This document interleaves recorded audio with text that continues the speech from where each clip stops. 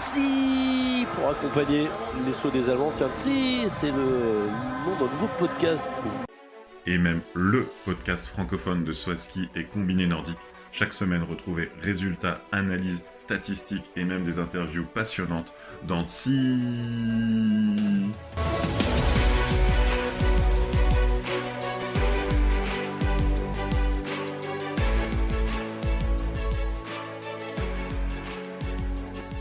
Bonsoir à tous et bienvenue pour ce 51e épisode de Tsi, un week-end extrêmement chargé et extrêmement fort en émotion sur deux sites pour le saut et le combiné, Engelberg en Suisse, le gros Stiglitz-Schanze pour le saut à ski et Ramsau, le petit tremplin pour le combiné nordique.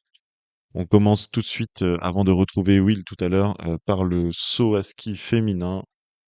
C'était la première fois que les sauteuses étaient invitées à sauter sur ce gros Schanze d'Engelberg, donc la HS 140. Et ça a été une grande réussite. Alors, vous l'avez peut-être vu sur les réseaux sociaux, j'étais sur site pour Tsi, et ça a permis de ramener aussi un peu des informations et de jolies photos. On rappelle un peu ce tremplin d'Engelberg, c'est un tremplin naturel, le plus grand du monde, et c'est aussi le paradis du vent de dos. Tous les ans, c'est du vent de dos, et cette année, ça n'a pas fait de différence par rapport à d'habitude. Vent de dos tout le week-end, donc c'est même plus la peine d'en reparler. Ça a été vraiment la constante, souvent assez fort sur la bosse et plus calme en bas. Ça restait que c'était du vent de dos. Le week-end de saut féminin a commencé dès jeudi avec une qualification classique, un format pour retenir les 40 meilleurs. Et victoire de Joséphine Panier sur la lancée de son week-end magnifique de Lillehammer. Et là, on se dit, il se passe quelque chose, quoi. Il y a 15 jours de pause depuis Lillehammer et Joséphine revient de nouveau au top.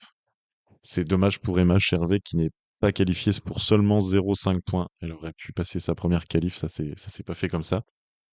Et on se retrouve vendredi au pied du tremplin. Alors, il n'y avait pas eu le saut d'essai. Ça a eu son importance. La réception était jugée un peu trop difficile. Elle a été retravaillée durement. En fait, il y a eu un gros redout dans les Alpes suisses, beaucoup de pluie. Et on en a parlé dans les épisodes précédents. Bon, si on a vu des longs sauts les week-ends précédents, c'est parce que c'était de la neige naturelle, c'était facile à poser, le jury pouvait envoyer les sauteurs. Ce week-end, c'était vraiment de la tôle, et vraiment de la neige vraiment durcie, gorgée. Et ça a changé quand même beaucoup de choses. Et surtout qu'on sait qu'en vent d'eau, les athlètes sont lancés avec plus de vitesse et donc plus de hauteur. Et donc ça, plus à la réception, avec de la neige dure, c'est compliqué. En première manche, vendredi, on va dire, tout se déroule bien. Et si on prend le résumé de la fin de manche, les meilleurs, c'est Kvandal qui commence ce final avec 3 plateformes de moins. Voilà, du grand classique de Kvandal. Et elle trouve le moyen de se faire une frayeur, alors déjà en l'air, déstabilisée, un peu chablatée dans la première phase de vol, et une frayeur à la posée. En jugeant justement la réception trop dure, elle s'est carrément pas élancée en deuxième manche. Donc 30e place pour Kvandal. En discutant sur place avec un membre des équipes de Norvège de la communication, on en sait un peu plus sur le cas Kvandal, on peut appeler ça comme ça. Euh, Elle a juste des énormes lacunes à la poser. Ça, je pense qu'on l'a tous remarqué à la télé. C'est plus du tout son genou, comme c'était le cas initialement, comme la raison invoquée initialement. Elle a juste, en fait, pas vraiment appris à poser loin. Dans son développement de sportive, elle a été blessée au dos, elle a été blessée au genou. Elle a fait des longues pauses au moment où, en fait, elle aurait pu apprendre à poser des télémarques, à se poser. Donc aujourd'hui, elle a la force, elle sait voler, mais elle n'a pas la technique de poser, donc elle se fait des grosses frayeurs, elle pose pieds loin, même assise, et ça lui est très préjudiciable. Donc on espère pour elle qu'elle pourra travailler ces aspects-là. Toujours est-il que l'épreuve a continué sans elle en deuxième manche. En première manche, on trouve Alexandria Lutit sixième, Sarah Marita Kramer cinquième, Anna Odinström quatrième, Yuki Ito troisième, et Joséphine deuxième avec un beau 132 mètres et à nouveau des très bonnes notes techniques. Mais c'est Emma Klinech qui fait le meilleur saut avec 134 mètres et elle est en tête avec 5 points d'avance. En deuxième manche, les choses sérieuses, on va dire, ont commencé avec Alexandria Lutit. Elle pose un énorme 139 mètres avec télémarque, un saut magnifique. Elle prend le record féminin du tremplin et le chèque en francs suisses qui va avec. Et surtout, elle initie une belle remontée. Pour Marita Kramer, c'est correct, mais sans émotion. Et là, la quatrième de la première manche, c'est Ström. Elle s'élance. Nous, au tremplin, on la voit tout de suite faire déjà un mouvement en l'air et partir sur la gauche. Sur la droite pour nous en bas du tremplin et sur la gauche pour elle sauteuse. Et elle se décale. Et quand elle se pose, c'est comme si le ski se faisait arrêter. Vraiment, c'est assez surprenant. On a même regardé l'image après aux images télé. Et elle fait vraiment une grosse chute assez violente. Elle se retrouve allongée dans la raquette, consternation dans le stade, toute la musique s'arrête, vraiment un silence de cathédrale. Alors on voit assez rapidement, même tout de suite, qu'elle bouge les bras, elle bouge même une jambe.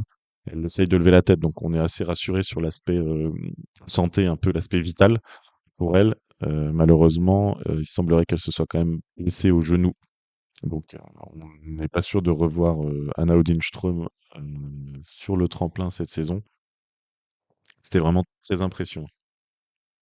Heu, la compétition reprend bon an mal an après ces 5-10 minutes de pause et puis, l'ambiance est vraiment, retombée. Et dur de s'enthousiasmer. La pauvre Ito saute juste après. Elle fait un saut moyen, on va dire. Mais voilà, c'était reparti, mais oui, voilà, l'ambiance a quand même été, assez affectée par cette chute et c'est très impressionnante. C'est le moment pour Joséphine Panier de s'élancer. Elle fait 135,50 m. On voit tout de suite qu'elle est vraiment loin. Elle pose un télémarque magnifique et elle prend la tête, 2,8 devant Loutit. Donc déjà, elle assure le podium dès son saut. Dans la raquette, elle est vraiment très satisfaite. Les supporters venus pour elle sont aussi satisfaits. Et reste la dernière, Emma Klinec. Elle s'élance, elle fait un saut magnifique à 135 mètres. On voit clairement qu'elle est devant la ligne verte. Donc, en l'espace d'un instant, voilà, on se dit que ça y est, c'est réglé. Joséphine, elle va faire deuxième. Sauf que Klinec, elle s'affaisse en fait après la ligne verte, elle s'assoit complètement. Et elle est vraiment pénalisée en termes de notes techniques, et au point qu'elle va prendre la troisième place. En fait, elle est même pas deuxième, elle est troisième à cause de cette erreur à la réception en termes de saut. C'était elle carrément la plus longue du jour. Et donc, bah, c'est la victoire pour Joséphine. Il faut un peu de temps pour comprendre quelques secondes pour se dire, bah, attends, si Klinec ne gagne pas, et ben c'est pour Joséphine en fait. Et bah là, voilà, grande satisfaction, toute la partie équipe de France dans la zone mixte qui explose de joie. Le staff est satisfait et puis il y a aussi une forme de soulagement. Voilà, elle a été très forte à Lillehammer, elle arrive, elle gagne la qualif et elle gagne la première épreuve. C'est une confirmation, ça montre que c'est pas un one shot et c'était vraiment impressionnant. Donc une grande émotion aussi. C'est vraiment génial de voir une victoire française au tremplin, une victoire de Joséphine qu'on suit depuis plusieurs années. Devant sa famille aussi qui a fait le déplacement, c'était vraiment génial, un moment inoubliable pour des passionnés. Le samedi, il y a eu, on va dire, moins d'émotions dans tous les sens. En qualification, Joséphine, elle fait le job, je crois qu'elle est cinquième. Ça passe pas pour Emma Chervet, mais c'est plus dur, hein, elle est à plus de 10 points de la qualification. Et ce qui se passe en première manche samedi, c'est que Nika Preutz, elle prend la tête avec 136,50 m.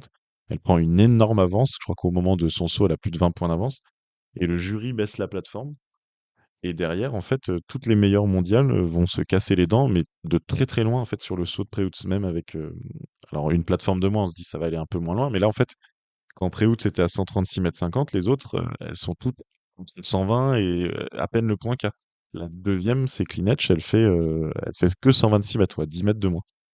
Donc dommage pour l'intérêt sportif. On a un peu râlé hein, au tremplin parce que on se rend compte que bah, le jury et puis bah, peut-être le niveau de Préoutz fait que on a eu une manche assez terne finalement.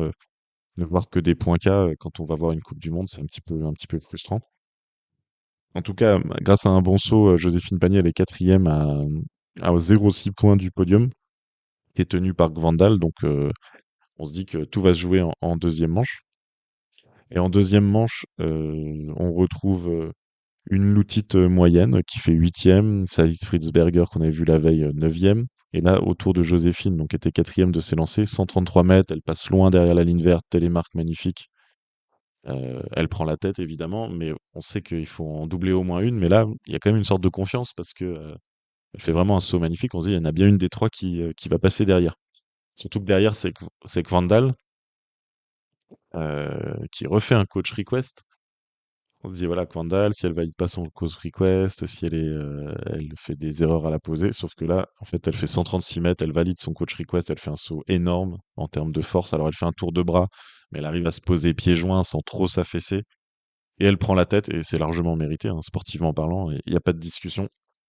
Derrière, c'est Klinech qui sort un 134 mètres solide, aucune discussion possible. Elle prend à son tour la tête.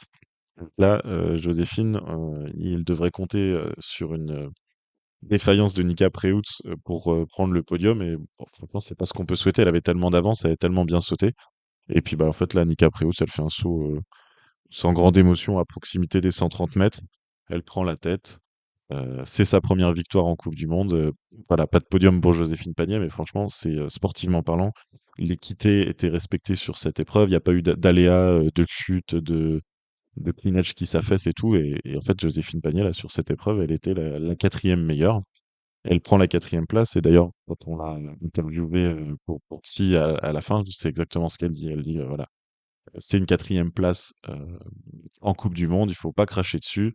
Mes sauts étaient vraiment bons, je suis très satisfaite. Et aujourd'hui, si je suis quatrième, c'est parce qu'il y en a eu trois qui ont été meilleurs. Voilà, c'est une philosophie très intéressante et puis aussi très lucide. Et donc c'est comme ça que Joséphine, elle construit sa saison. Si vous écoutez les interviews qu'elle a pu faire aussi pour d'autres médias, elle dit souvent cette expression qu'elle suit le plan là, avec Damien Maître, son entraîneur. Ils ont défini un plan. On sent une grande sérénité technique. Elle fait ses sauts tels qu'ils l'ont décidé. Elle suit son plan. C'est vraiment l'expression qui revient. Et ça marche, quoi. Voilà, quatrième, bah, faut pas, personne ne crache dessus. Et elle, la première. Et ça met la fin de série de podium, mais il n'y a aucune raison d'être inquiet après cette place-là. Au contraire, c'est une- un signe de plus qu'elle est vraiment installée dans le haut du classement cette saison. Euh, Elle a quand même magnifiquement bien défendu son maillot jaune. Donc c'était quand même vendredi, je l'avais pas dit, mais c'était sa première épreuve avec le maillot jaune. Et c'est incroyable de voir qu'elle n'a pas eu de différence en termes de niveau et de pression. Dans ses interviews, elle disait que elle ne sentait pas de poids particulier à porter ce maillot jaune. Et ça fait aussi montrer une grande sérénité, une grande maturité.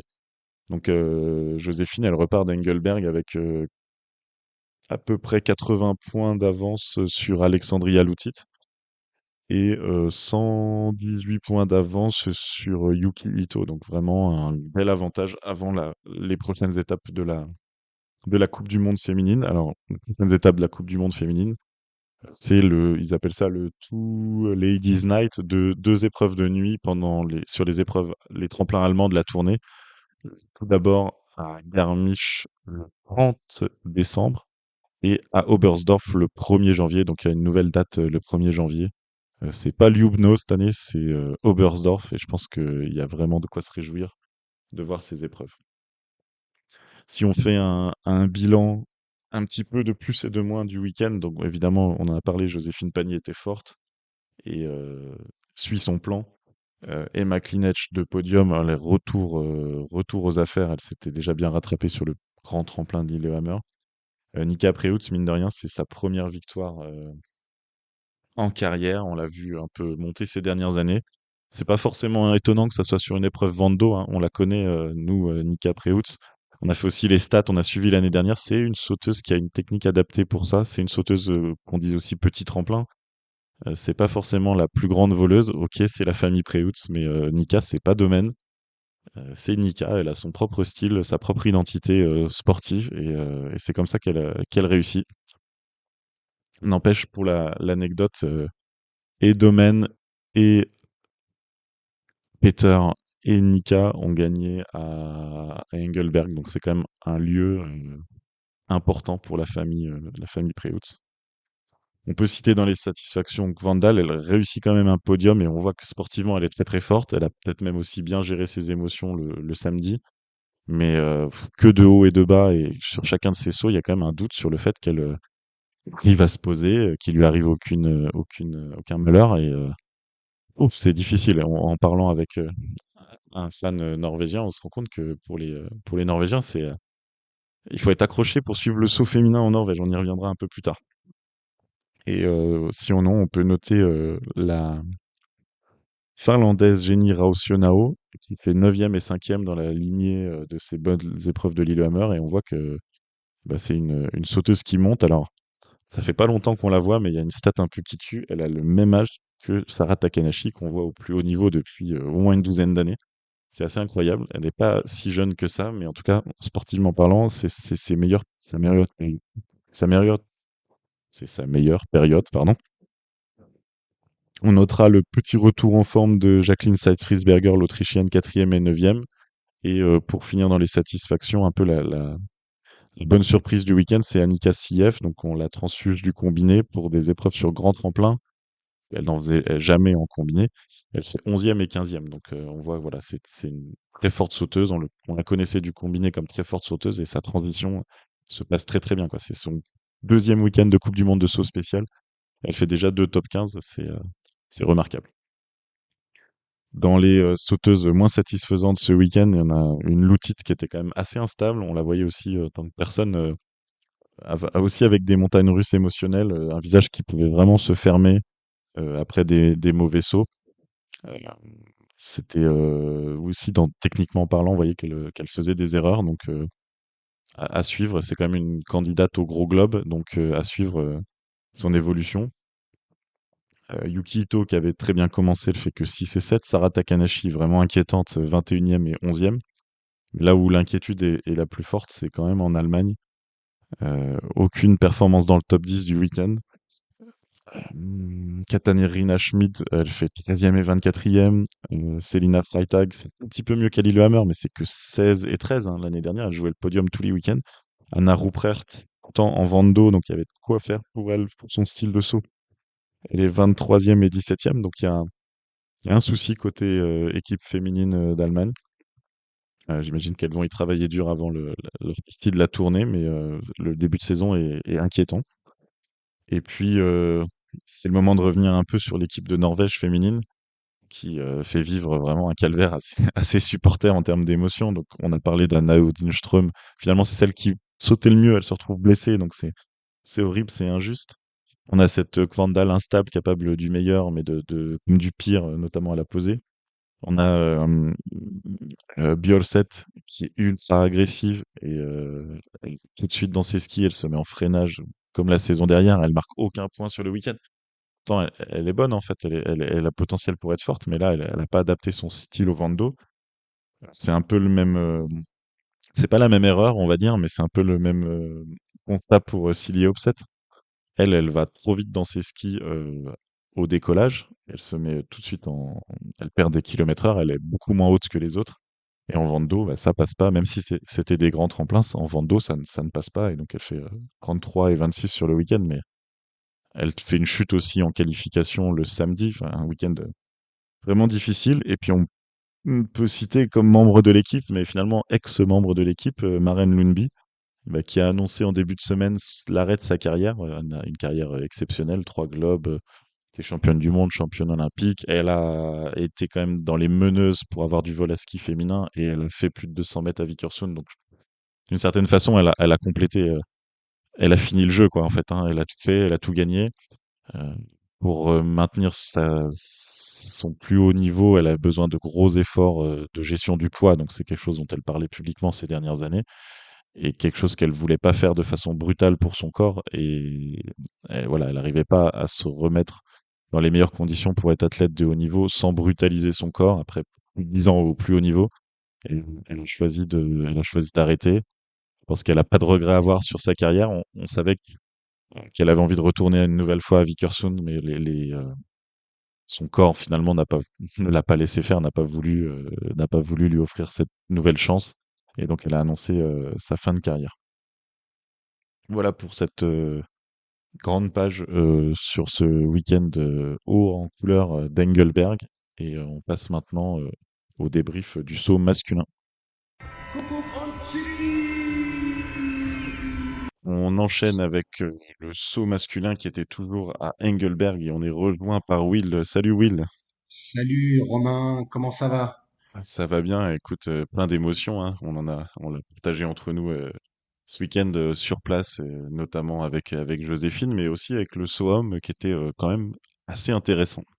Ouais, super intéressant. Engelberg, c'est toujours le tremplin qui annonce la tournée et je dirais les derniers ajustements pour pouvoir faire enfin, pour pouvoir prétendre à la victoire de la tournée. Il y a plus de chance de pouvoir changer sa façon de sauter en tout cas.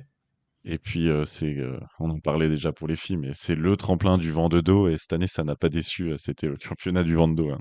Championnat de la compensation positive avec ça avait commencé dès la qualif, hein. Je crois qu'il y avait eu des 25, des 30. Je sais pas quelle a été la compensation la plus grosse du week-end, mais ça a dû être 35.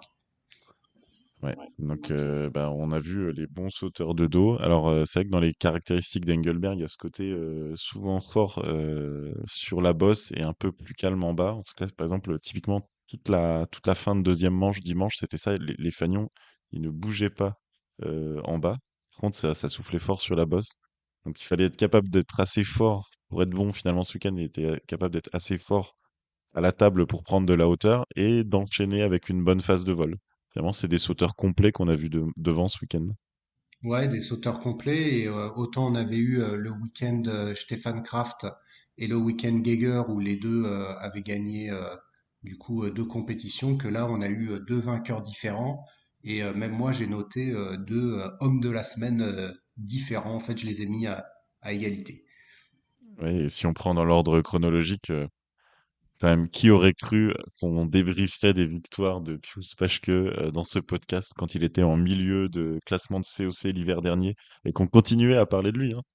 Ouais, Franchement, nous, on peut. on continue à parler de lui et tu m'avais envoyé une photo de lui marchant devant la tribune de presse comme une prémonition à un sacre. C'est vrai qu'on en parlait et, et là clairement on peut plus se moquer de lui quoi. C'est terminé. Eh ben non. Donc, il était devenu à Ruka le plus vieux sauteur à faire un premier podium. En toute logique, c'est donc devenu le plus vieux sauteur à faire une première victoire en Coupe du Monde à 33 ans passés. Donc félicitations Pius, notamment un deuxième saut vraiment très très fort qui lui a permis de regagner 5 places samedi. Et d'ailleurs, celui qui a gagné dimanche, c'est la même chose. Lui, il a gagné 4 places. Donc on a eu les retours par l'arrière là sur les deux concours qui ont du coup couronné Pius Paschke le samedi et Stefan Kraft le dimanche. Stefan Kraft c'est peut-être moins surprenant puisqu'il était le meilleur sauteur, mais mais Pius Paschke c'est vraiment une grosse surprise. Ouais, franchement, voilà. Bon, samedi au tremplin, on s'est bien rendu compte qu'il se passait des choses aussi avec le vent. Il y a eu des variations de niveau quand même très très fortes. Du coup, entre la première et la deuxième manche, on peut penser il y a eu une période vraiment compliquée bah, pour les. Par exemple, Michi Haibok qui était deuxième, il a fait le 19e saut de la deuxième manche. Andreas Wellinger qui était premier, il fait le 22e saut de la deuxième manche, donc il recule à la 12e place. Et à l'inverse, il y a eu des belles remontées. Il se passait quelque chose avec le vent, c'était quand même pas très constant. En milieu de manche, c'était plutôt correct. En fin de manche, ça c'est vraiment compliqué. Donc, bon, Mais en fait, ça a été pour moi ça a été un podium par élimination puisque Wellinger et Bock, comme tu l'as dit, ont raté leur deuxième saut. Même Sundal, hein, il était cinquième après la première manche. Et lui, il a perdu moins de place, mais il en a perdu aussi. Il y avait Kobayashi qui était fort, mais qui est remonté, mais pas assez, on va le dire. Et du coup, Lindvik, Kraft et Paschke, qui ont fait deux manches correctes, se sont retrouvés sur le podium. oui, voilà, c'est ça. Donc, bon, je donne quand même une importance au facteur vent. N'empêche, il fallait être là. Et donc, effectivement, le premier podium de la saison de Marius Lindvik, le premier depuis la saison olympique, hein, parce que l'année dernière, il n'en avait pas fait, je crois, de tête, ou alors peut-être juste en tout début de saison. Et, et donc, oh là là, tu as raison, tu l'avais vu venir. Je suis obligé de faire une sorte de, voilà, bravo, félicitations, je n'ai pas cru en Marius et tu y as cru. Je suis, Là, je suis penaud. tu es penaud, tu n'avais pas vu les progrès importants de Marius et aujourd'hui, je pense que tu peux dire qu'il fait partie des 10 meilleurs sauteurs 10 meilleurs sauteurs au monde. Euh, Après, c'est- c'est vrai que, mais je me suis noté pour plus tard dans notre échange, je pense que tout n'est pas réglé côté norvégien, mais en tout cas, ce podium, il l'a fait et je pense qu'il va faire du bien dans la dynamique. Il y avait quand même eu euh, que deux sauteurs hors Autriche et Allemagne qui avaient fait des podiums depuis le début de la saison et donc voilà, ça y est. Donc c'était des Schwanden et Kobayashi et donc voilà, la Norvège a enfin débloqué son compteur. Euh, Peut-être qu'il y a eu des conditions atmosphériques qui ont joué, mais je pense que dans la dynamique, ça va les aider, les Norvégiens. ouais, ça va les aider. Et puis de la même façon, Granerud est en amélioration constante. Notamment, bah, il a fait quatrième du premier concours, un peu moins bon sur le deuxième, onzième. Mais on a un Granerud qui pointe son nez et lui, il peut faire des podiums à la tournée. Euh, et puis on a Kobayashi qui, certes, n'a pas été il fait 12e, 10e, mais globalement, en termes de saut, dans mes stats, c'est le quatrième meilleur sauteur du week-end, tout inclus. Donc lui a peut-être pas eu, voilà, ça n'a pas été très fair en termes de conditions. Il a fait 21e, je crois, du premier saut samedi, et on a un Kobayashi qui aussi monte en pression, donc ça annonce une belle tournée avec le retour de deux cadors, euh, en plus de Lanišek, on en reparlera, qui a fait encore un très beau week-end, je trouve.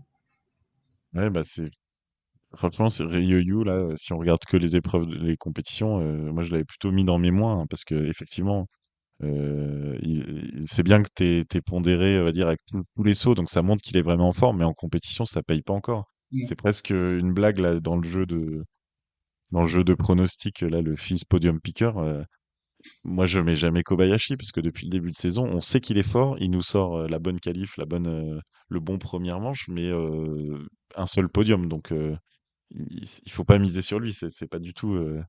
Il a pas encore la fiabilité. Après, on arrive à la tournée, comme tu dis, on a une flopée d'anciens vainqueurs. Ça peut les aider, mais je sais pas. Il manque un petit quelque chose. J'ai l'impression quand même pour Kobayashi. Bah, et puis Lanišek, ça a été pareil, parce que du coup, dans mon classement, il est troisième, lui, meilleur sauteur du week-end. Or, il n'a pas fait mieux qu'une cinquième place. Donc on retrouve bien Kraft et Paschke, et d'ailleurs en termes de mètres, Kraft a 147,1 de moyenne, Paschke 146,1 et ensuite Lanišek 143,8. Donc il y avait vraiment Kraft et Paschke au-dessus du lot. Je dirais que Lindvik ça a été opportuniste. Earl ça a été aussi plutôt opportuniste, hein. Sa deuxième place qui a dû te ravir le dimanche n'est pas non plus ultra méritée sur le week-end. Après, il l'a eu, mais je pense que c'est plus sur Lanišek et Kobayashi qui n'ont pas prouvé, enfin, qui n'ont pas été constants que sur Earl qui est, tu vois, je suis moins fan de sa place. Après, très bien pour lui, hein. Ça, et surtout, enfin, je me suis noté que je savais pas le lire, quoi, Earl, parce que samedi, il fait une performance pas très impressionnante. Et puis même, il avait pas fait des bonnes performances. Non, il est 14e. Il Mm, n'avait pas vraiment bien sauté non plus à Klingenthal. mm. Et dimanche, il fait deux super sauts, quoi. Et aussi, je suis pas ami avec lui. Pourtant, il fallait bien reconnaître que ses sauts étaient beaux, étaient propres et très longs. Donc, il- bah, je sais pas, il a trouvé une clé ou je sais pas sur le tremplin avec des conditions qui sont sensiblement les mêmes que les autres sauteurs. Je sais pas le lire là, je Pas sais au pas niveau l'interpréter. des conditions, puisque moi j'ai pu écouter les très beaux commentaires de Colin Mattel pendant que tu mangeais à l'œil dans la tribune de presse. Euh, Elle disait en fait que à Engelberg, alors déjà il parlait, tu sais, des caméras, parce qu'on voit pas en fait à l'écran. Tu verras si tu veux te refaire le replay, mais on voit jamais la poussée quasiment parce que en fait il n'y a pas assez de recul pour les Mm. caméras, et du coup c'est ces trucs là où en fait t'as un peu mal au cœur, tu sais, tu vois que la fin. Donc ça c'est pour la caméra, et ensuite elle a dit que sur ce tremplin là, là où sont placés les années au mètre, c'est ça? Anémomètre, Je me trompe pas. anémomètre, ouais. Voilà, ne reflète pas du tout potentiellement les conditions que tu vas avoir. Donc ça veut dire que on a vu des compensations super élevées, et elle dit qu'en fait, ça peut ne pas être les conditions qu'ils ont eues, tu vois. Donc c'est pas parce qu'ils ont eu les mêmes conditions, Earl et je sais pas qui, que Earl et Pashke par exemple, que finalement lui n'a pas eu moins de vent d'eau, tu vois. C'est comme ça qu'elle Ouais. l'analysait. Après, Alors, bah, pour avoir été le long de la pente une grande partie du week-end, les anémomètres, ils sont répartis comme ailleurs, hein. Après, c'est vrai que c'est une moyenne. C'est plus, je pense, que c'est plus le côté fort sur la bosse ouais, et peut-être. calme en bas Mm, qui, bah, fort, c'est moyenné à tel vent d'eau, mais par exemple, ça fait moins 1,50 m de vent d'eau, et en fait, tu avais peut-être 3 mètres sur la bosse et zéro en bas. mm, Mais en tout cas, dans la répartition, j'ai rien vu de spécial. Et sur la caméra, clairement, pour l'épreuve féminine du vendredi, on était en bas. Et on a vu des erreurs, genre Strøm et Pic Vandal qui sont complètement déséquilibrés vers la gauche, qui partent mm. vers la gauche, et puis ensuite, bah, ça finit mal leur saut en termes de posée, mais ça s'est joué vraiment à l'impulsion. Et ça, on l'a vu du bas du tremplin, donc qui n'est pas le meilleur endroit en théorie. On a regardé le soir l'épreuve sur Eurosport, T'as rien vu. et on n'a pas vu les erreurs, parce que du coup, comme elles basculaient vers la gauche, comme on les Mm, voyait que de profil sur la caméra, et en fait, du coup, ça n'a pas été commenté. Par exemple, Strøm, sa chute mm, de vendredi, en fait, nous, on n'a pas été surpris. En fait, on l'a vu, le saut instable dès le début. Et après, on le regarde à la télé, on fait, ouais, saut normal, mm. et elle se Et pose et elle elle tombe. tombe. Et donc, en fait, clairement, la caméra, là, ne permettait pas l'analyse, en fait, à distance, quoi. Ouais, mais en tout cas, bah, Yanner, je veux dire, moi je pense pas qu'à la tournée il va être. Mais c'est le deuxième meilleur Autrichien actuellement derrière Kraft parce que on en parlera. Il y a Tschöfning, il y a Huber, Fettner a pas été génial, Ebok il a fait la chute, donc il s'affirme hein, mine de rien. Il faut compter sur lui. Deuxième meilleur d'une grosse nation, ça veut dire qu'il peut viser un top 10 à la tournée, voire un top 5. Il faudra le surveiller. Mm. Donc, pour récapituler, donc samedi, c'était Pius Paschke, Marius Lindvik, Stefan Kraft. Dimanche, Stefan Kraft, Jan Earl et Pius Paschke sur le podium. Est-ce qu'il y a du coup, maintenant, en dehors de ces top sauteurs, est-ce qu'il y a des satisfactions que tu veux mettre en avant? Une des satisfactions, je pense que c'est le représentant national Gregor Deschwanden qui était attendu un peu comme le Messi après son podium l'année d'avant. Je pense qu'il avait pas mal de pression, donc il fait quand même deux top 10, il fait un super concours dimanche, il a été en tête après le deuxième saut alors qu'il sautait dans les derniers, donc tu sentais qu'il y avait une possibilité de podium. Donc moi j'avais mis lui, et puis Ouais, comme c'était deuxième, sympa, hein, je t'interromps. C'est vrai que ouais. c'était sympa parce que, enfin, je suis allé beaucoup voir d'épreuves dans ma vie de passionné en Norvège, en Autriche, en Allemagne, où il y a toujours des top sauteurs. Et donc là, c'est la première fois que entre guillemets, hein, dans un petit pays.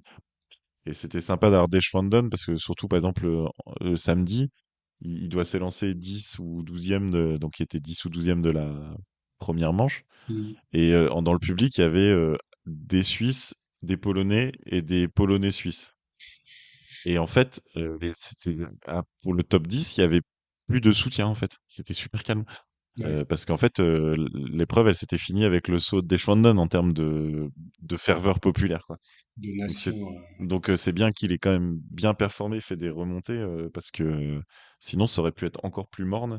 Et juste avant de te laisser la parole, l'autre Suisse qui a bien performé ce week-end, c'est Kylian Payer, dans la lignée de Klingenthal, hein, 18e et 20e, avec en plus une belle forme de vol. Il revient bien de façon très stable. Et puis bah ma deuxième satisfaction, de toute façon on a déjà parlé, c'était Granerud. Non pas parce que ses positions sont en ligne avec le niveau qu'on aurait pu attendre en début de saison, mais le fait qu'il se soit bien amélioré, et notamment le samedi par rapport au week-end précédent, je l'ai mis comme un vraiment, voilà, pour moi, il a tourné la page et je l'attends avec impatience à Oberstdorf. Et de ton côté, donc hormis les Suisses, tu avais flagué.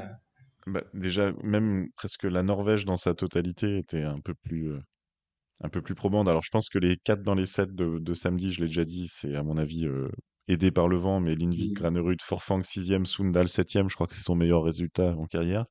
Dimanche, ils font dans le même ordre 8, 11, 13, 16. À mon avis, c'est plus leur place actuelle, mais bah, c'est pas infamant, quoi. Ils sont 4 dans les 16. Ça se prend, quoi, surtout quand ils avaient mal démarré. Mm. Et sinon, Avant que tu passes Lovrocos, sur ta deuxième, là, je pense que oui. Tande, il est en danger, hein, clairement. On mettait, alors il y a Willumstad, le totem, hein. Non, Euh, c'est bon. Le totem a sauté. Alors, il y a déjà le eu totem a sauté. il y a déjà eu. Alors, comme on enregistre un peu tard dans la semaine, on a pu voir la composition pour la tournée. Donc, Ah, alors, Willumstad j'ai du out. mal. Mais c'est normal. Il a mis 0 points en Ouais. 6 épreuves. Et Tande reste. Ah, Et évidemment, c'est notre ami Benjamin Oswald qui prend ah, le dernier strapontin. Il allait chercher lui-même le quota en Coupe continentale. On en parlera tout à l'heure. d'accord. Donc, Willumstad, Mais Tande reste alors. Tande reste, ouais. Ok. Vas-y, je te Et laisse parler du Slovène non, bah, Lovrokos. puis même, c'est un peu ton Slovène aussi, hein, parce que le Brocos, là, tu nous l'annonces depuis le début de la saison, il nous fait encore jouer les émotions. Il est disqualifié samedi, d'ailleurs, il y a eu plein de disqualifiés samedi, Ouais. 4 disqualifiés après le saut et un avant le saut. Et puis tous les pays, hein, Tchofenig, Raimund, Kos, Un je tchak. pense que un de chaque. Donc je pense que bon, le message est passé, c'était l'avant-dernière épreuve avant la tournée. On connaît un peu maintenant le fonctionnement de la FIS. Non, mais chaque année, ils font ça, quoi. Donc c'est tombé sur samedi, voilà. C'est ça. C'est c'est un peu lamentable parce que si ça va pas tous les week-ends, ils doivent être disqualifiés tous les week-ends. Enfin, Ouais. c'est blasant. En attendant, le coup de semonce, c'était samedi, voilà. Mm. Je pense que tout le monde l'a compris comme ça. Et donc notre ami Kos, il fait septième dimanche. Il avait fait quatrième dimanche dernier. Donc c'est un homme en forme. Mais celui qui doit se morfondre, c'est Legenda, hein. Hmm. Legenda, pour ceux qui ne le connaissent pas, c'est Ziga JLR, puisque Lovrokos lui a pris sa place dans l'équipe et du coup, il va pas lui rendre, quoi. Donc, Non, non, je non, sais pas sachant qui va la que rendre, parce que Domen est bon, Peter aussi, Timmy, j'ai bien aimé, Hanché, on a dit, est mieux, même s'il est un peu décevant. Ouais. Gélard, un il petit, attend les grands tremplins, quoi. Les vols. ouais, ou alors qu'il y ait un sixième quota qui soit cherché en COC, mais Ouais. c'est pas d'actualité. Et puis je voulais parler des Japonais Junshiro Kobayashi et Ren Nikaido qui nous enchaînent en fait des top 25 pour Junshiro, même des top 20 depuis 2 week-ends. Ça fait quand même 4 épreuves de suite, donc je pense que là on n'est plus dans la surprise, quoi. C'est un peu comme Kian Payer, des résultats très constants là dans ces eaux-là, entre Mm. 15 et 20. Euh, Comme on les avait vus franchement à la peine les 2 premiers week-ends, ça veut dire qu'ils sont bien revenus. Ou Ils ont alors que les... lancé leur équipe de tournée ou pas? Je l'ai pas vu Parce passer. que je suis pas sûr qu'ils prennent Tomofumi Naito là. Pas vraiment. Non, mais je crois qu'on s'en passe bien, hein. Ah oui, mais ils ont 5 gars, donc ils vont prendre Kobayashi x2, Nikaido, Takauchi, il a pas été mauvais, hein. Ils sont Ouais, propres. ouais, propre. Donc lui, il Bon, aura le truc, et après, je sais pas qui aura il le faut dernier. voir Soit s'il faut. Nakamura revient, mais il est vraiment blessé, non? Bah justement, je sais pas le degré de s'il est pas blessé, je pense que la place, elle est pour lui, mais Hmm, je sais pas. à voir. Et Donc alors, voilà les, pour. les gadins. Bah, les gadins, c'est des. Moi, je te dis, j'avais mis Ryu. Alors, j'ai mis Lanišek, mais pas parce qu'il était pas bon, mais parce que j'avais pronostiqué Ah et je ouais, l'avais dit dans le podcast qu'il ferait un podium ce week-end, c'est et il clair. ne l'a pas fait. Non. Donc, déception, surtout que il a gagné les 2 qualifs quand même. Ouais. Donc, le niveau, il est là. Moi aussi, je l'avais mis, mais pas en victoire. Et puis Andreas Wellinger, c'est son premier week-end sans podium de la saison. Et puis Karl Geiger, quand on a enchaîné deux victoires, faire 20 et 4, c'est un petit coup d'arrêt, on va dire. Donc je pense que la forme, elle est pas partie, mais il aurait, on aurait peut-être pu espérer aussi pour l'intérêt du classement de la Coupe du Monde qui continue à faire des gros scores, alors que là, Saft une victoire, une troisième place, il a pris encore pas mal d'avance au général. Voilà, 222. Et d'ailleurs, Paschke est plus qu'à 4 points de Wellinger, quoi. Il pourrait devenir meilleur allemand après Oberstdorf. Ouais, de toute façon, il y a Ah, Kraft. puis il y a Geiger derrière Oui, c'est aussi, ça, les il y a trois Kraft. ici. Et d'ailleurs, enfin, je sais pas si, ouais, allez, on en parle maintenant parce que là, on est au feeling, mais moi, je vois une tournée, clairement, je pense qu'on peut avoir 3 Allemands dans les 5, mais qui continuent à pas gagner. Je, Voilà, ça sera mon pronostic. c'est bon. Moi, du coup, dans les gadins, bah, je vais commencer par celui qui a été dégueulasse. Stéphane Laie. Désolé. A été horrible. C'est le dégueulasse ce week-end. Et surtout, oui, parce qu'il enchaînait les top 10. Mais même, il était horrible. Il mérite même Ouais. pas. Il s'est battu avec Daniel Tschöfening parce que je trouve le gars, il est venu en touriste. Alors, il s'est fait disqualifier, le lendemain, il était nul. Tschöfening, en plus, ça fait plusieurs. Je t'avais déjà dit, je crois, la semaine d'avant et la semaine encore avant, que je trouvais qu'il était moins bon. Ouais, Tschöfening. mais là, maintenant, c'est confirmé. Enfin, là, du coup, et il en parle lui-même sur les réseaux. Il dit la période difficile. Il se passe quelque chose. Parce que là, comme tu dis, 21e dimanche, bah, il avait commencé mieux que ça la saison. Donc, ouais, je valide Et, ap- ce. et après, j'ai failli faire un double d'Egorov, mais je l'ai pas fait. Mais Zografski a failli avoir son double d'Egorov, c'est-à-dire back-to-back d'Egorov. Il l'a pas Ouais, eu. c'est ça. Il Ouais, était mais pas c'est bien. bien.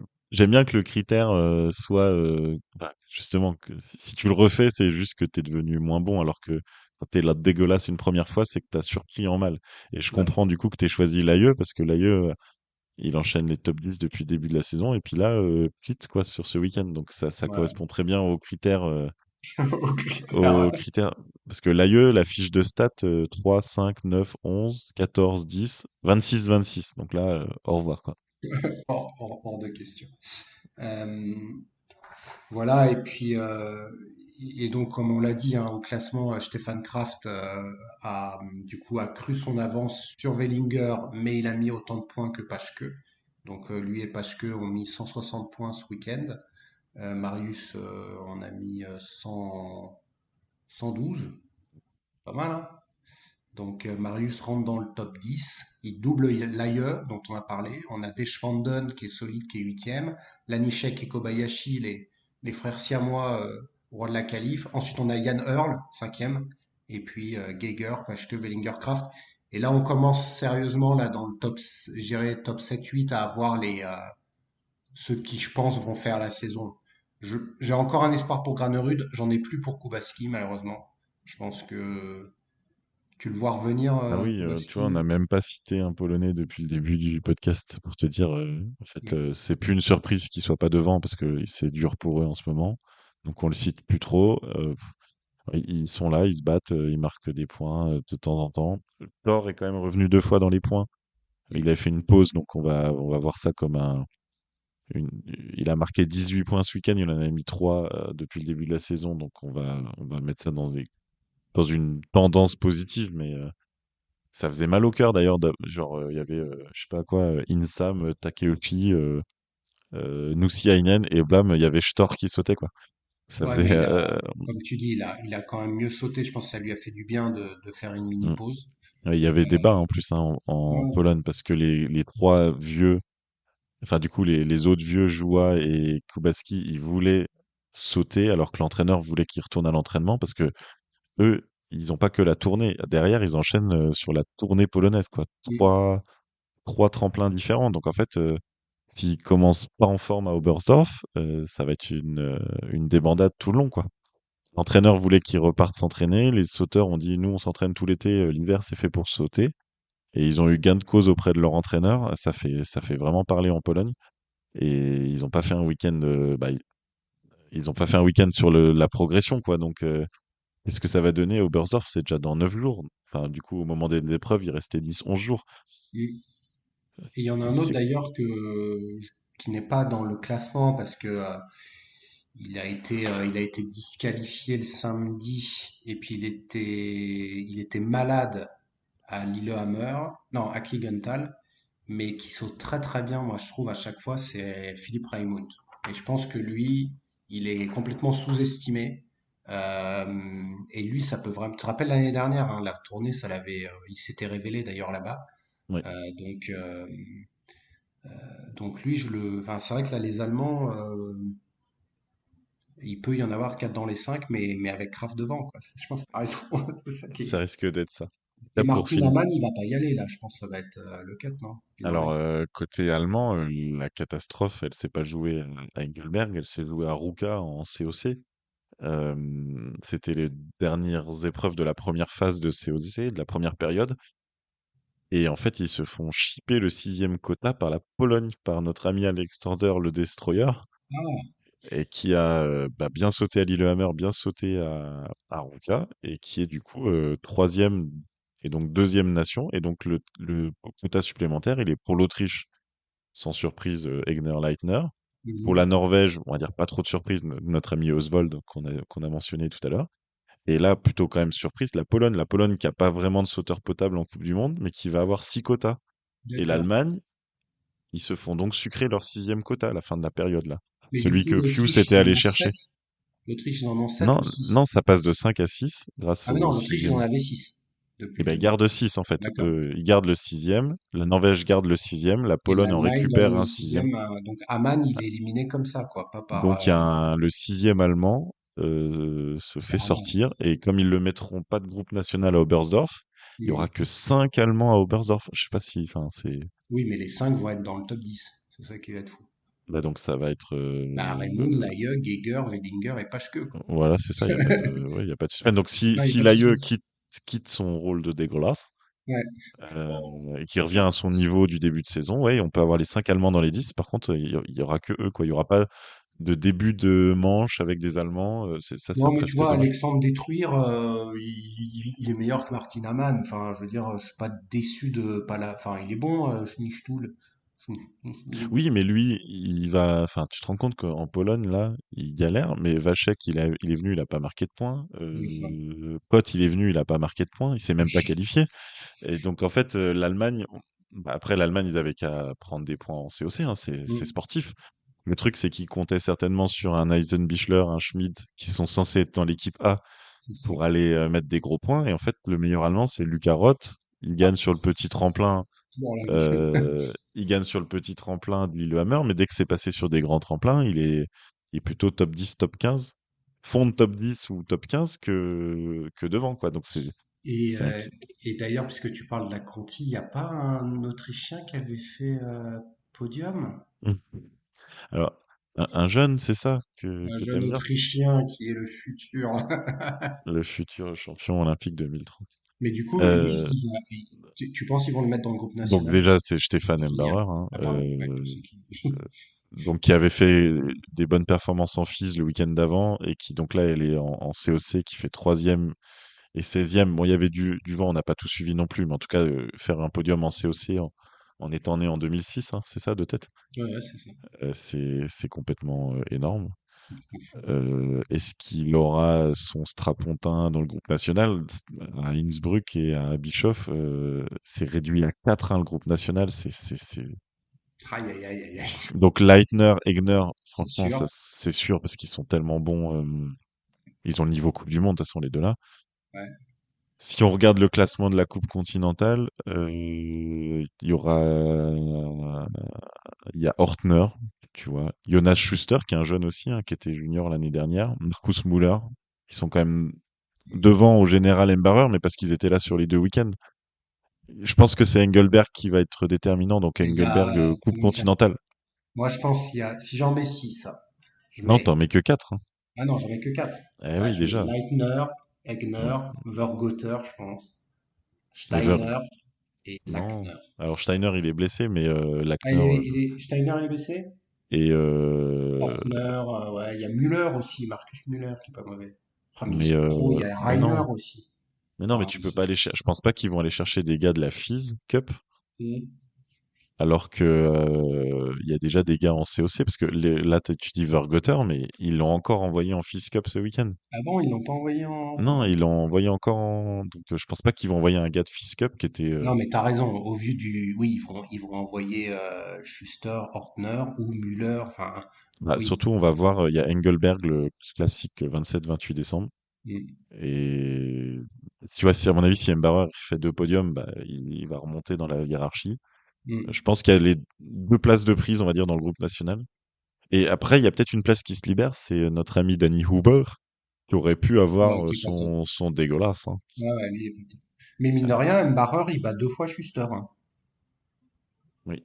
Par contre, il se fait battre par Müller le dimanche et par Ortner aussi le dimanche.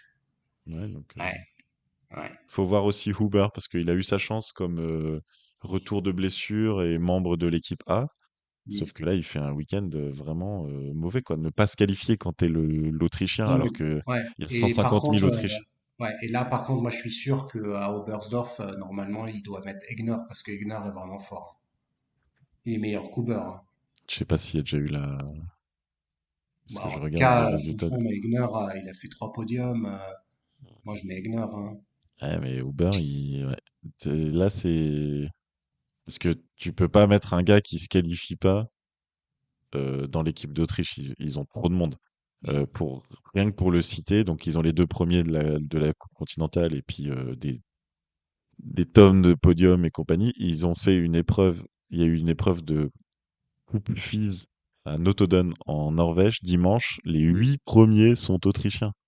Donc le troisième niveau mondial, c'est. Magnifique. Oui, c'est magnifique. On peut voir ça.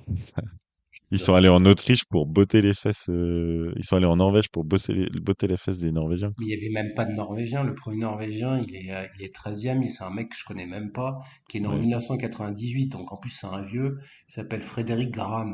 ouais, j'avoue. Par Ouais, contre, il y bah non. avait Tomasiak nous parti, hein, 10e. Mm, Il y ouais. avait Roch Maslow, ton ami, 9e. Et Moi, il je y sais avait plus si Fabian on a mis Oswald, ses hein, autres podiums de 43e, Roch hein. Maslow. C'est Maslow qui était bon en Coupe du Monde et puis qui décroît, décroît, décroît. Et là, Et Maslow, c'est un des futurs grands. Tu peux pas déjà le rayer. Le mec est très fort. bah, il est dans le dur, en Et tout cas. depuis, avant qu'Embarras arrive, et du coup, attends, et le Stéphane Reiner, là, c'est le 8e podium consécutif quand même. Bah oui. Il est Et il est fort, de hein. 99, c'est-à-dire qu'il va sur ses 25 ans. Et il fait une carrière de Fist Cup en Il étant fait très une très carrière fort, de hein. fils cup. Et bah, c'est l'Autriche, quoi. Enfin, c'est génial, quoi. Genre, ils ont 25 ans, ils sont bons, ils peuvent être sportifs, je pense, professionnels. Et en même temps, il n'y a pas de place pour eux en Coupe du Monde parce que c'est l'Autriche. Nous, on veut bien le naturaliser, hein.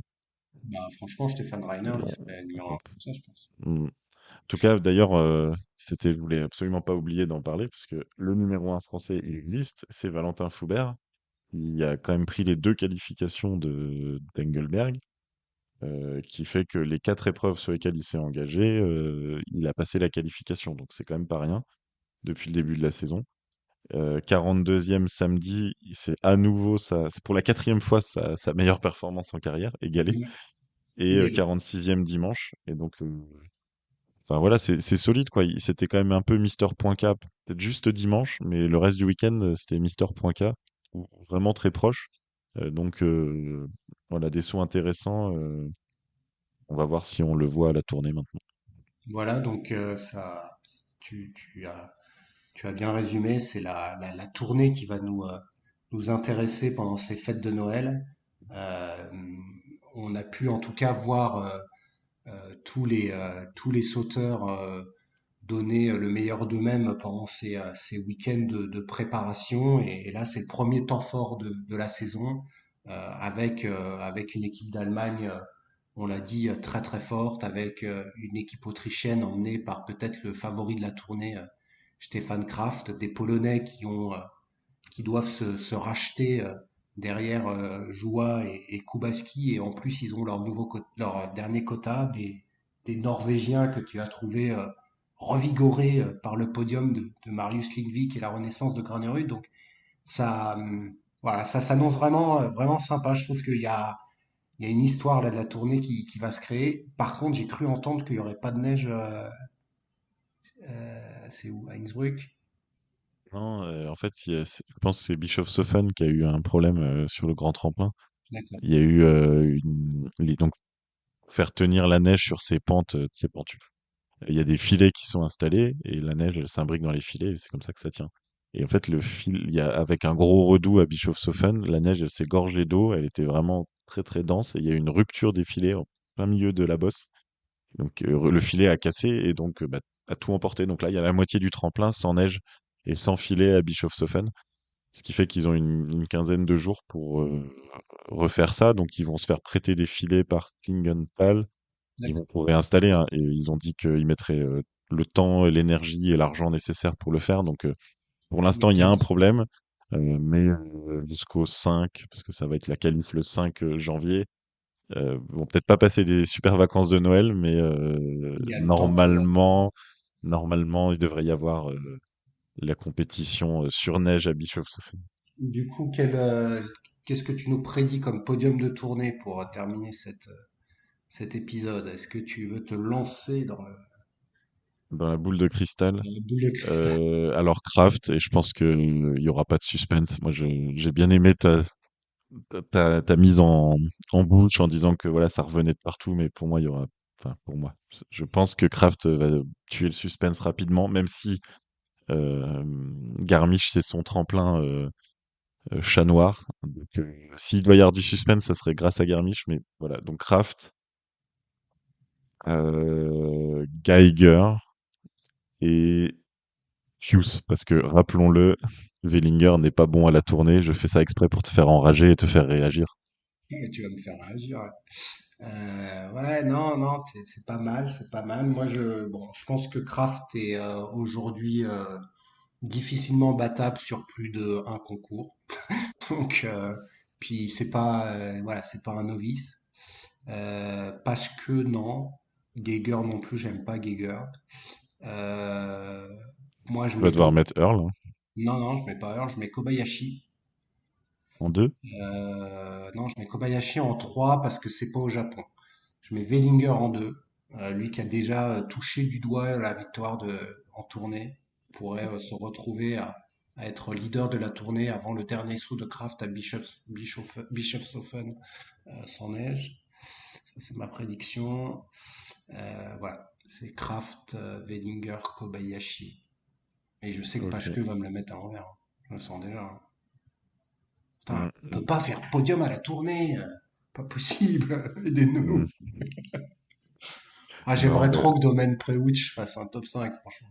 après, c'était des conditions particulières ce week-end, hein, que des sauts de vent de dos vraiment forts de dos. C'est un tremplin particulier. Ça claquait un peu aussi.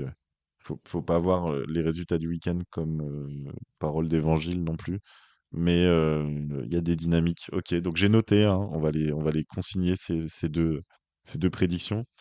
Et qui tu vois gagner, je te fais sortir un petit peu des hommes, le Ladies Tonight Tour, donc les deux épreuves féminines qui auront lieu. Donc les femmes seront à Garmisch quand les hommes seront à Oberstdorf, et elles seront à Oberstdorf le 1er janvier quand les hommes seront à Garmisch. Et il y aura un classement sur ces deux événements, je Euh, crois. Je vais Kinech. vérifier quand même. Kinech. Ouais, ça paraît. Kinech, parce que l'outil, non. Joséphine, malheureusement, non. Non. Je vois pas qui peut battre Kinech. Enfin, si, tu sais qui peut battre Kinech. C'est que Vandal, mais vu qu'elle saute avec 5 plateformes de moins que les autres, elle peut pas gagner, quoi. D'ailleurs, Ouais, elle m'a fait faire un zéro au Fizz Piqueur ouais, ouais, c'est clair. avec Rimwood. Et bon, bah, moi, je peux que espérer un nouveau podium de Joséphine et voir une nouvelle victoire. C'est quand même pas utopique, mais ça Une serait victoire au magnifique de la. total, c'est chaud. Mais c'est vrai que Klinech semble très très forte. Et comme tu dis, la meilleure sauteuse intrinsèquement en termes de distance en ce moment, c'est Gwendal, mais elle s'est De toujours pas large. posée. Elle est tellement forte, elle. Oh. Ouais. Et Ok. non, c'est vrai que là, en y pensant, Marius Lindvik, il est quand même fort à la tournée, hein, lui. Oui, oui, T'imagines oui. que normalement, enfin, euh, il est un Et peu c'est la, fragile encore, c'est ça, c'est. c'est la dernière minute de l'épisode si tu veux changer Non, ta- non, ta- il est trop fragile. L'année prochaine, il fera quatrième. Non, cinquième, parce que Pashke va faire 4. Mais non, Lindvik, franchement, il aime bien cela, tremplin, en fait. Granerud aussi. Aïe, aïe, aïe, ça va être chaud, ça va être chaud.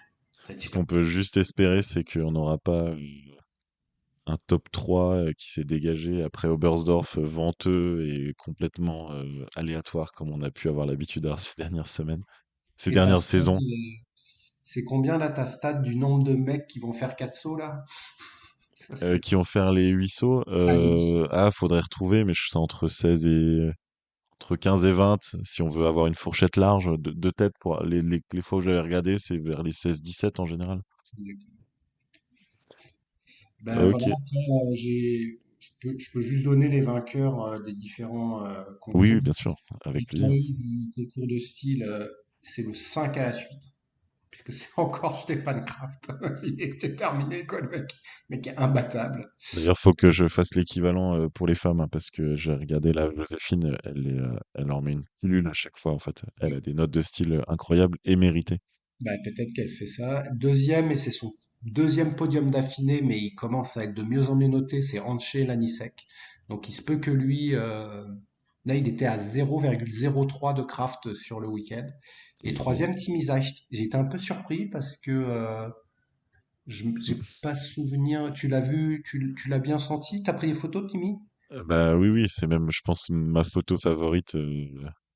Je Ma crois que photo c'était souvenir. favorite du week-end, il a les skis tellement à plat. Bah oui, parce qu'en qualif, il sautait pas avec Ah, la même combi. Bah, il fait deux de la qualif le dimanche et il se qualifie pas en deuxième manche. Il se qualifie pas en deuxième manche dimanche. Regarde, les skis bien à plat et tout. Je comprends qu'il y a des bonnes notes. Il a un saut de moins que les autres parce qu'il a pas fait de deuxième saut dimanche, quoi. ah oui, oui, c'est ça. Ah, elle est belle. Donc, Et du coup, au classement de la remontada, c'est Domen Preutz qui est toujours en tête, mais Granerud est maintenant deuxième et Peter Preutz est troisième.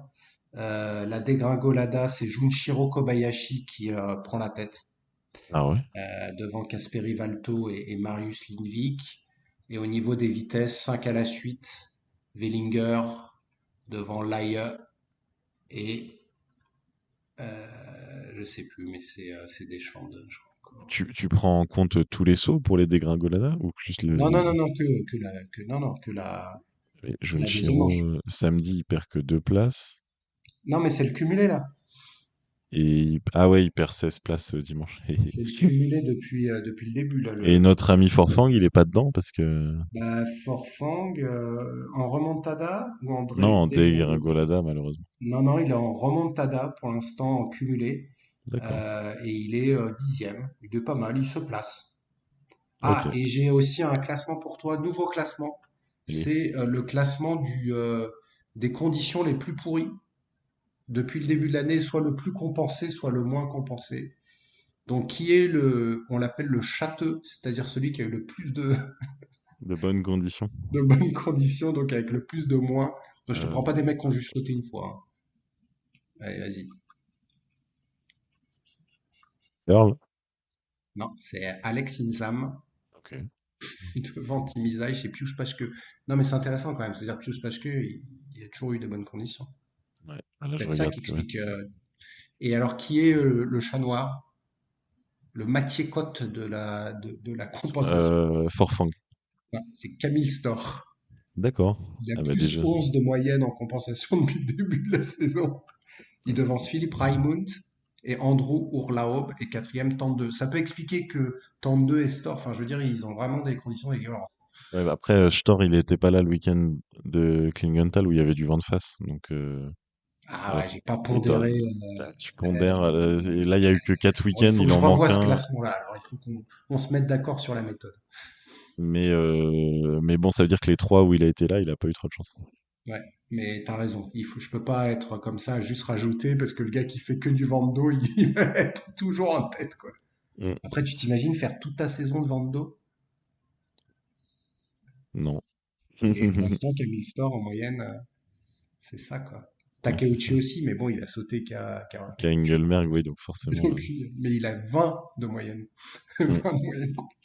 Voilà, on s'est un peu amusé sur la fin, mais en tout cas, on vous retrouve avec impatience pour les premières joutes, le retour des KO. C'est sympa ça. Euh, et puis voilà, donc on vous fera des débriefs. On ne sait pas encore sous quel format, ça dépendra de la disponibilité de chacun, mais en tout cas, vous aurez encore du podcast pendant les fêtes. Tu veux rajouter quelque chose? Oui, non, c'est ça. Bah, Oberstdorf, qualification le 28, épreuve le vendredi 29. Et bah écoute, merci Will, et on se retrouve dans la foulée pour le combiné. À plus. On se retrouve maintenant, on change de pays. On était en Suisse à Engelberg, on va pas très très loin à vol d'oiseau, on va à Ramsau.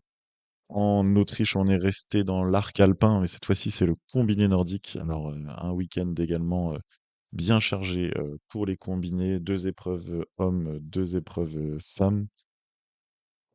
Chez les hommes, c'était un week-end un peu particulier. Il n'y a pas eu de Gundersen, qui est comme le format le plus classique du combiné nordique. Cette fois-ci, enfin, c'est pas contenté, mais la FIS a un peu fait une sorte de mixte. On va favoriser les sauteurs, on va mettre une mass start, on va favoriser plutôt les fondeurs, on va mettre un compact. En tout cas, ça, c'est un peu l'analyse qu'on pourrait faire a priori. On va voir maintenant ce qui s'est réellement passé.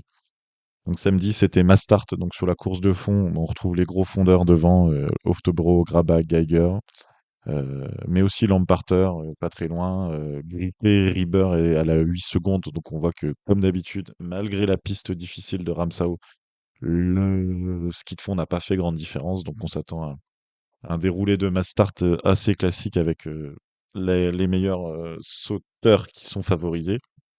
Et le saut le soir, dur, dur, hein. C'était un peu une mascarade. Beaucoup de vent, il tombait de la neige et en fait, c'était un vent très variable, quoi. Parfois de face, parfois de dos. C'était pas seulement une variation de force, quoi. C'était compliqué. On a vu des sauts à 70 mètres en Coupe du Monde. Ça fait un peu mal au cœur. Toujours est-il que, eh ben, les meilleurs qu'on voit depuis le début de saison sont restés les meilleurs. Victoire de Johannes Lamparter avec le deuxième saut, devant Jarl Magnus Rieber avec le troisième saut et Manuel Feist avec un cinquième saut. Voilà, alors peut-être la surprise, c'est de voir Feist, premier podium allemand de la saison. Voilà, j'avais parié sur Ridzek que c'est venu de Feist. En tout cas, on a eu le premier podium allemand. Mais voilà, Lamparter Rieber, plus classique. On peut noter quand même que Ridzek fait huitième de cette Mastart avec le 13e saut. Ça montre que notre ami allemand, c'est pas qu'un fondeur et que c'est quand même un bon début de saison pour lui. On peut aussi relever que Jens Luras Oftebro a chuté à la réception, vraiment une faute embêtante, quoi. Il pose avec les skis pas parallèles, il a un pied encore ouvert, donc forcément, à cette vitesse-là, le ski freine, badaboum, il tourne. En espérant que ça soit pas trop trop grave pour lui, mais c'est une chute qui lui, en tout cas, l'a complètement mis hors course pour le reste du week-end. Le dimanche, format compact. Donc on rappelle, allez, encore une nouvelle fois, le format compact. Le classement du saut est pris en compte. Les écarts sont forfaitaires. Le deuxième part à 6 secondes du premier, le troisième part à 12 secondes du premier, le quatrième à 18 secondes, et même après un écart enfin, décrescendo, ce qui fait que à partir de la 20-25e place, ça part toutes les secondes et il y a une vague à 1 minute 30. Donc les écarts d'eau sont, on va dire, par rapport à ce qu'on a l'habitude de voir, volontairement réduits. Même si à Ramsau, c'est un petit tremplin, les écarts en général sont déjà pas énormes, énormes. Donc là, faire un compact à Ramsau, c'était vraiment presque redondant. Mais si on est une tête dirigeante de la FIS, on peut se dire ça évite d'avoir Rieber qui part 1 minute devant. Parce que clairement, ça a été pris comme ça, hein, ce format compact, comme un format anti-Rieber. Alors, avec le saut, bah, c'est un des frères Rettenegger, euh, Thomas, je crois, qui s'impose. Lamparter est pas très loin, Rieber est pas très loin, donc bon, quand même, les meilleurs sauteurs sont devant, mais ils partent avec pas beaucoup d'avance. On note tout de suite les gros fondeurs, on se dit c'est le format qui est pour eux, donc Grabach 11e part à 40 secondes, Ritzek 14e part à 46 secondes. De la course de fond, donc là, course de fond. Alors, est-ce que les gros fondeurs sur la piste difficile de Ramsau vont revenir? Mais en fait, non. Pas de, pas de faux suspense, vous avez certainement vu les épreuves aussi, mais ce qui est incroyable, c'est de se dire que les trois de devant, Lamparter, Rieber et Stefan Rettenegger, enfin les trois meilleurs fondeurs du groupe de devant, eh ben, ils sont restés devant. Il n'y a même pas eu de frayeur en fait. Ça a cédé, donc Thomas Rettenegger a cédé, Franz Josef Röhrl l'a cédé, mais on n'a jamais senti Lamparter, Rieber, Stefan Rettenegger en difficulté. Et les gros fondeurs, ils sont remontés, ils ont repris du monde évidemment, mais les trois de devant, impossible. En fait, Ridzek vient faire quatrième à 30 secondes, donc ça veut dire qu'il a repris qu'une quinzaine de secondes sur la tête. Euh, Grabach finit cinquième aussi à 30 secondes, et qu'il a repris qu'une dizaine de secondes sur la tête. Donc voilà, de week-end en week-end, ça confirme notre analyse, hein. C'est Lamparter, Rieber, et puis là on a Stefan Rettenegger qui arrive. Ce sont des combinés extrêmement complets. Et il faut pas leur laisser de temps d'avance sur le fond parce qu'ils en perdent pas tant que ça en fait. Même sur une piste difficile, là il y a 7,5 km en compact, donc 7,5 km Ça va vite en 17-18 minutes, donc bah, impossible. À Rizek, on peut se dire, Rizek 14e, c'est quand même pas ridicule. Grabak 11e à 40 secondes, c'est quand même pas loin.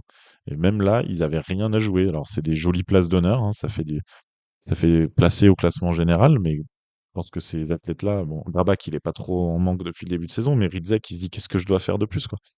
Euh, Ils sont trop complets devant, quoi. Donc, félicitations à eux. Donc dans ce groupe de 3, c'est Johannes Lamparter qui s'impose. Une fois n'est pas coutume, c'est rare de le voir gagner à l'emballage. Souvent, c'est un peu le dindon de la farce après avoir mené. Là, Rieber pardon, fait deuxième, donc 2 fois deuxième. Il limite la casse parce que voilà, il était malade ce week-end, il n'était pas en grande forme. N'empêche, un Rieber malade qui fait 2 fois deuxième avec le nouveau barème fait qu'il a perdu que 20 points sur Lamparter.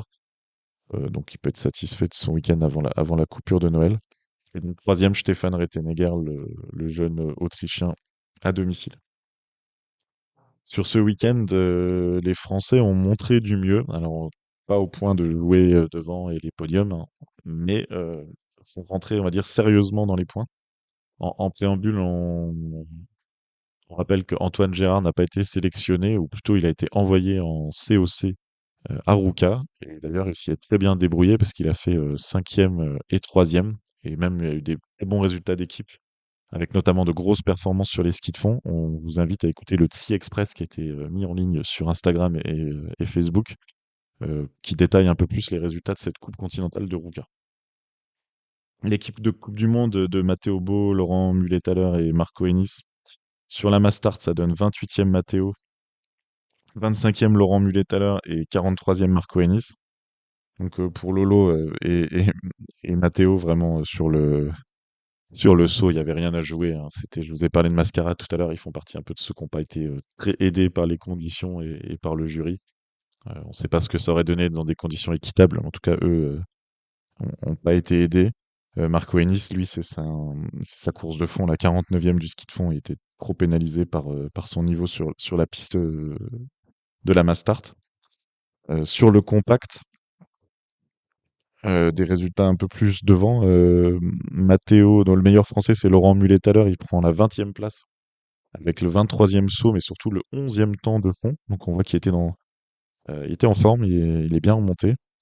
Matteo Bo, 22e du saut, termine 22e. Donc on a retrouvé le classique de Matteo et ça c'est plutôt rassurant. La classique Matteo, son résultat du saut égale son résultat final.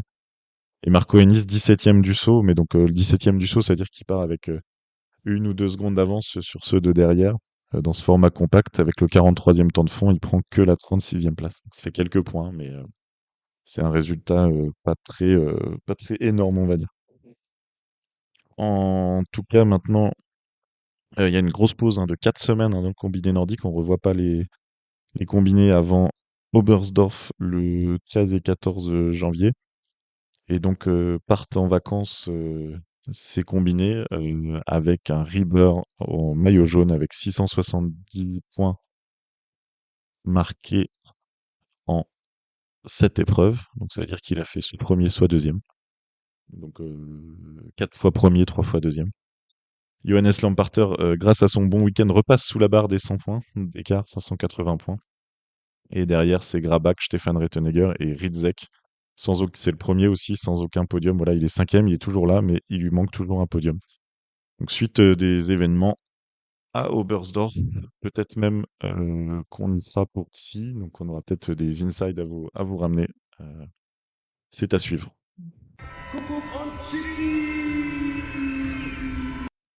Dernière partie de cet épisode bien complet de ce week-end de décembre, le combiné féminin à Ramsau. Et il s'est passé des choses. On l'avait dit en préparation, donc un Gundersen classique le samedi, mais un compact le dimanche. Samedi, alors là, on va dire classique, hein, franchement, Guida Vesvold Hansen qui fait le meilleur saut. Enfin, en l'occurrence, c'était le saut, le PCR, le saut de réserve qui a été utilisé parce qu'il y avait trop de vent samedi. Et elle réussit même à faire le meilleur temps de fond. Elle gagne largement. Derrière, c'était Ida Marie Hagen en deuxième position. Donc là, c'est pas très surprenant, mais elle avait fait un bon saut, hein, en quatrième. Elle est partie très vite pour tenter de reprendre sa coéquipière et compatriote, mais néanmoins adversaire. Et elle est partie très très vite. Elle a pris le risque. En fait, elle est pas rentrée sur Guida et elle a un peu craqué sur la fin, mais en aucun cas sa deuxième place était en suspens. Et la troisième, c'est la pépite dont on vous parle depuis la présentation de la saison. C'est Minja Koronen, la jeune de 16 ans, la jeune finlandaise. Troisième place du saut. Elle a réussi à garder sa place sur le podium jusqu'au bout, malgré la pression notamment de Nathalie Armbruster. Et bon, à 1 minute 41 de Guida Westphal-Hansen, mais voilà, c'est un premier podium en carrière. Félicitations Minja Koronen. Et on peut dire que le pari de Tsi de la présentation de la saison a été réussi. Côté français, Lena Brocard, elle était cinquième du saut. Elle fait d'ailleurs aussi des super sauts d'entraînement, donc bon feeling en début de week-end. Et malheureusement, pas les bons skis. Pas les bons skis samedi. Elle était collée. Et elle a reculé, reculé, reculé. 17e temps de fond pour finir 11e. Mais elle pouvait rien faire. Les skis ne glissaient pas. Les conditions étaient particulières. Et ça arrive parfois. On l'a déjà vu dans plein d'épreuves. On l'a déjà vu sur des épreuves de biathlon avec Martin Fourcade qui ne pouvait juste rien faire avec ses skis. Ça arrive très très rarement. Les techniciens, on sait qu'ils travaillent très bien. Et quand ça arrive, bah, ça arrive. Et puis, ça dure jamais longtemps. C'est une épreuve un peu sacrifiée malheureusement. Mais dès le lendemain, tout le monde repart d'aplomb. Et donc le lendemain, justement, c'était ce fameux contact. Et on avait annoncé, hein, on l'avait dit, si vous écoutez la fin de l'épisode précédent, on a dit première victoire de Ida Marie Hagen en Coupe du Monde, ça sera sur le format compact. Et ben, c'est ce qui est arrivé, mais ça a été une belle bataille. Elle est partie, elle a fait troisième du saut, donc une bonne performance. Donc avec la façon de calculer du format compact, avec le barème du format compact, ça fait partir à 12 secondes de sa compatriote adversaire Guida Westphal-Hansen. Elle a fait l'effort tout de suite pour revenir, un gros effort, hein. Guida Westphal-Hansen, elle l'a pas laissé revenir. Des fois, on voit dans les courses masculines, par exemple, un Rieber, quand il part avec peu d'avance, ou même, parfois même en ski de fond, Johannes Klébo, il laisse revenir là. Non, Guida, elle a pas du tout laissé revenir Ida Mariagen. Elle a essayé justement de la fatiguer, de lui faire des efforts pour la rejoindre. Mais Ida est quand même revenue sur Ida Marie, donc est quand même revenue sur Guida et a tout de suite mis un écart, une relance en fin de première boucle et pris de l'avance. Donc en fait, à la mi-course, c'était quasiment déjà réglé. Elle prend même une bonne dizaine de secondes d'avance. Donc ça y est, on sait enfin qui est la meilleure entre Ida Marie Hagen et Guida Westphal-Hansen sur les skis de fond. C'est juste que elle a fait son grand spécial, Ida Marie Hagen. Elle a beaucoup donné au début. C'est à cause de son, enfin, à cause. Comme elle part derrière, elle est toujours obligée de donner très fort au début. Et même là, elle a quand même faibli sur la fin, mais elle réussit à garder un peu plus de 2 secondes d'avance pour s'imposer et prendre donc sa première victoire en Coupe du Monde après, je crois que c'était 17 victoires, hein, faudrait vérifier, vous l'avez peut-être entendu sur Eurosport, mais vraiment un nombre considérable de victoires consécutives de Ida Westphal-Hansen. Donc fin de série, première victoire quand même méritée vu son niveau depuis le début de sa carrière de Ida Marie Hagen. Et une petite information, voilà, maintenant on en sait un peu plus, on sait quand même que Ida Marie est quand même un peu meilleure que Guida sur les skis de fond. C'est l'info qu'on attendait depuis longtemps. Mais voilà, si par exemple elle était partie avec 20 secondes de retard, c'est pas sûr qu'elle aurait repris Guida. Guida, c'est vraiment la combinée la plus parfaite et la plus complète, tellement forte en saut et quand même très très consistante sur les skis de fond. Euh, on va dire que quand ça va être le retour des Gundersen, bah, ça sera de nouveau la grande favorite, hein. Il y a pas de fin de série ou, enfin, il y a une fin de série, mais il y a pas d'inquiétude pour elle. Sur le format Gundersen, avec les vrais écarts du saut, elle reste l'immense favorite des épreuves restantes de la saison. Dans un deuxième monde, hein, on va dire, dans un deuxième peloton, ça a joué serré pour le podium, mais c'est l'Autrichienne à domicile, Lisa Hirner, qui prend son premier podium de la saison. On l'avait vu bien début de saison dernière. Après, c'était un peu affaissé. Pareil, ce début de saison, c'était pas phénoménal à Lillehammer. Et là, elle a réussi à se détacher du groupe et prendre une belle troisième place grâce à vraiment troisième temps de fond. Donc, bravo à Lisa Hirner. C'est une belle course pour le podium dans laquelle Lena Brocard était. Elle avait fait à nouveau le cinquième saut, donc elle est partie au cœur de la meute pour jouer le podium. Et la nouvelle Avani qui lui est arrivée, parce que là, Lena, son début de saison, c'est vraiment en mode chat noir.